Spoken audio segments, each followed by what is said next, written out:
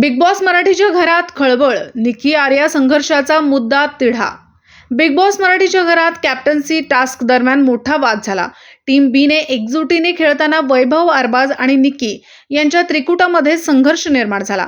जान्हवीने अरबाजला कॅप्टन्सीच्या शर्यतीतून बाद केल्याने निकीला खूप संताप आला आणि तिच्या मनमानी कारभाराने घरात गोंधळ उडवला.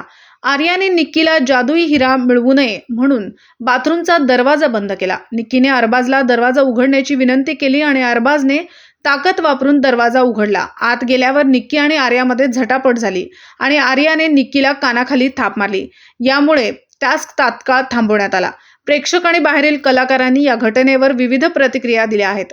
अभिनेत्री सुरेखा कुडचीने सांगितले की आर्याने निक्कीला थप्पड मारण्याचा मुद्दा एपिसोडमध्ये स्पष्ट दिसत नाही. अभिजित केळकरने संयम आणि मानसिक संतुलनाच्या महत्त्वावर जोर दिला आहे, तर नेहा शितोळेने हिंसेला नकार दिला आहे.